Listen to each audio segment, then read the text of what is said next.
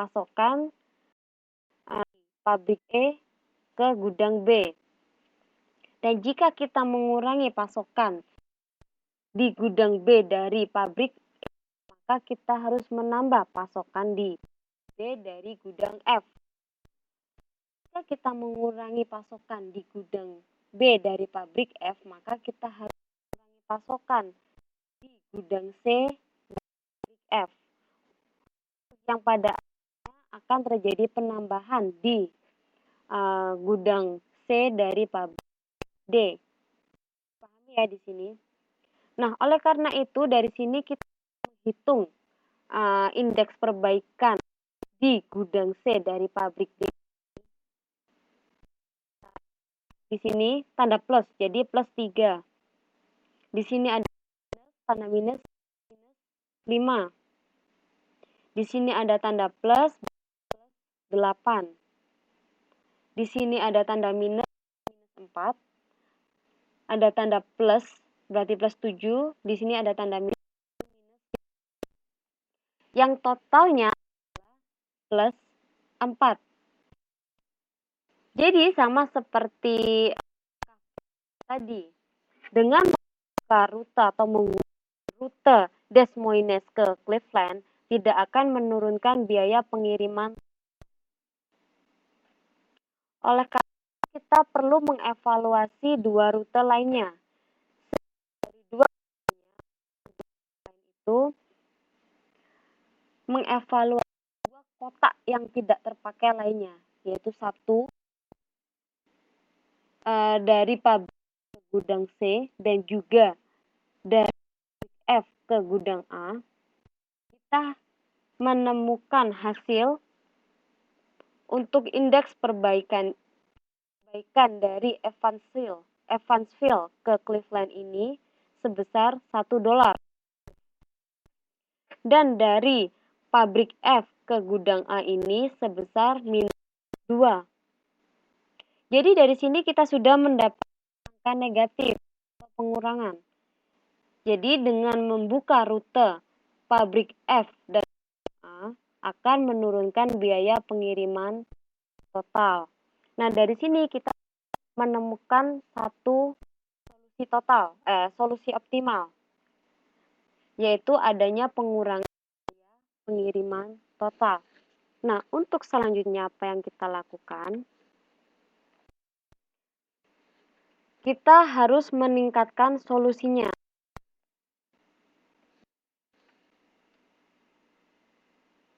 Nah, dalam masalah furniture ini hanya ada satu rute yang tidak terpakai dengan indeks negatif, yang merupakan solusi optimal, yaitu dari pabrik F ke gudang A.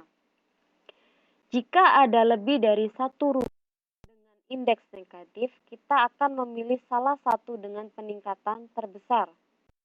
Nah, kita sekarang ini ingin mengirimkan jumlah maksimum pada rute yang baru untuk mengumumkan biaya.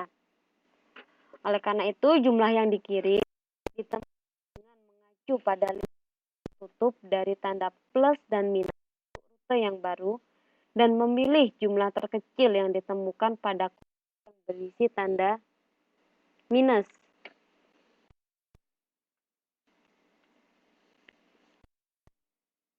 Nah, dari sini untuk mendapatkan solusi yang baik, jumlah tersebut harus ditekan ke semua kotak pada lintasan dengan tanda plus dan dikurangi dari kotak jalan tertutup dengan tanda minus. Jadi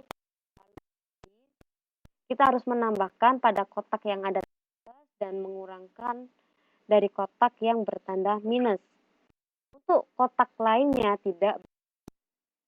Dalam hal ini jumlah maksimum yang dikirimkan adalah 100 meja.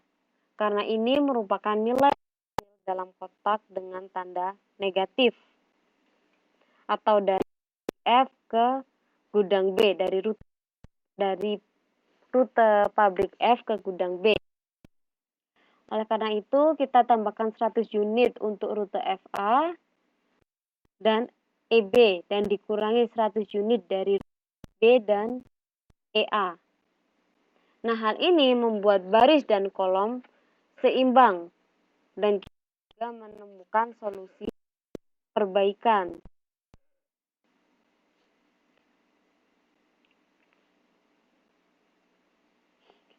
Merupakan jalur stepping stone yang digunakan untuk mengevaluasi rute FA.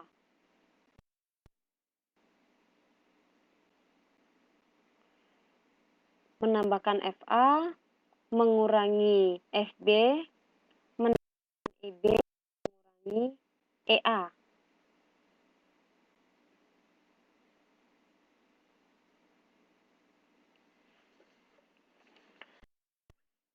Nah, solusi yang kedua untuk masalah executive furniture kita harus menghitung berapa biaya pengiriman saat ini. Kita menemukan solusi optimal, yaitu dengan mengurangi biaya pertama tadi 1.200 dan mengurangi biaya yang baru dari solusi optimal tadi 2 dolar kan. Nah, sedangkan yang didistribusikan ke gudang A dari pabrik F ini 100 unit. Jadi, biaya pengiriman berkurang sebesar 100 unit dikalikan 2 dolar. Untuk pengiriman saat ini menjadi 4.000 dolar. Pahami?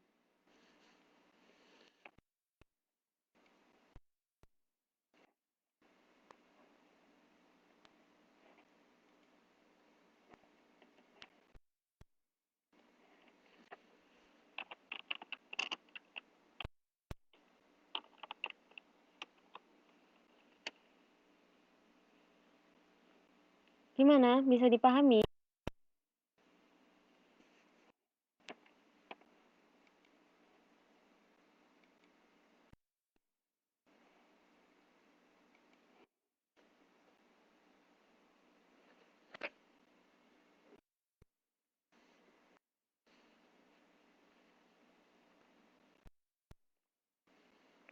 Kok nggak ada respon? Bisa dipahami kah?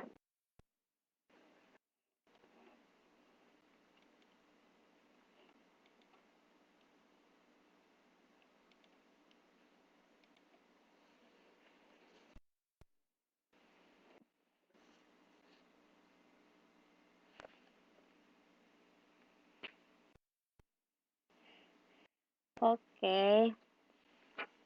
Jadi untuk solusi ini bisa jadi optimal atau tidak optimal. Nah, untuk menentukan apakah perbaikan lebih lanjut tersebut, maka kita kembali ke lini pertama untuk masing-masing persegi yang sekarang terpakai. Nah, maksudnya kita harus menghitung indeks perbaikan lagi untuk menentukan apakah kita masih membutuhkan bisa lagi untuk menentukan solusi atau tidak. Nah, untuk keempat indeks perbaikan baru adalah sebagai berikut. Jadi 5 langkah tadi lagi. Karena pasti ada yang tidak terpakai kan. Jadi kita lagi. Nah, di sini indeks pertama adalah dari D ke gudang B. Ternyata ada peningkatan dolar. Dari pabrik D ke gudang C ada peningkatan 2 dolar.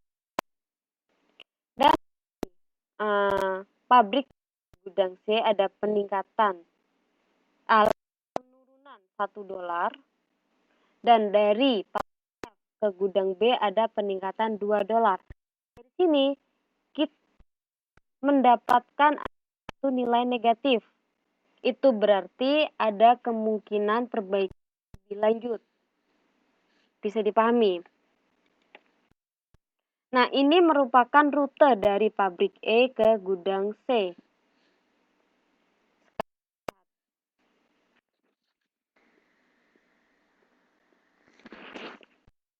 Untuk rute Untuk rute dari mana? Rute dari pabrik E ke gudang C ini kita melewati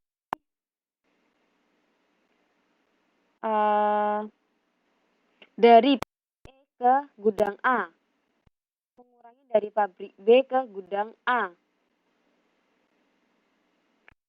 dan juga melewati gudang A dari pabrik F dan gudang C dari pabrik F. Kita tidak menggunakan gudang pabrik F karena tidak memiliki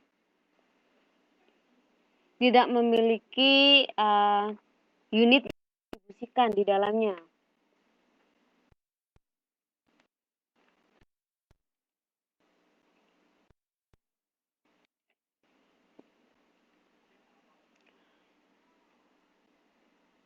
Nah, dari sini berarti kita ada perbaikan yang dapat dilakukan dengan menghitung jumlah maksimum unit ke C dari pabrik E. Nah, untuk total ketiga berarti dari pabrik D ke gudang A ada 100 unit dengan per unit cost-nya $, sehingga total cost-nya 5. Dari pabrik E ke gudang ada 200 unit dengan per unit cost-nya 400 hingga total 800. Hingga seterusnya dari pabrik F ke gudang C 100 unit, unit cost-nya $5 sehingga 500. Dari sini biaya di total sehingga kita dapat $1.900. Nah, ini juga sudah berkurang $100 dari solusi yang kedua. Jadi lagi ini untuk biaya pengirimannya. Nah, oleh karena itu untuk solusi yang ketiga ini, pendistribusian solusi yang ketiga ini kita bisa lihat sebagai berikut. Jadi gudang A diisi 100 unit dari pabrik D dan pabrik F. Gudang B diisi dari pabrik E. Gudang C diisi dari pabrik E dan pabrik F.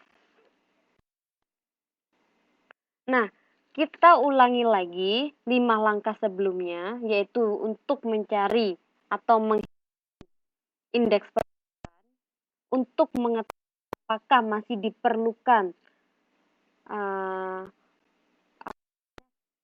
diperlukan perbaikan untuk solusi optimal lebih lanjut, dengan menghitung indeks perbaikan. Jika masih terdapat angka negatif atau masih ditemukan angka negatif, berarti kita masih harus melakukan perbaikan. Namun, jika sudah tidak ditemukan angka negatif di sini, maka itu berarti solusi kita yang sebelumnya sudah optimal, atau solusi ketiga kita sudah optimal, yaitu dengan biaya yang dikeluarkan sebesar $3.900.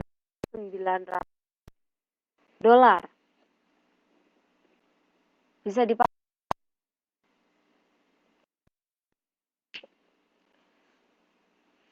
Untuk summary metode yang baru kita bicarakan, yang pertama yang harus kita lakukan adalah mengatur transportasi agar seimbang, yaitu dengan menggunakan aturan Northwest Corner.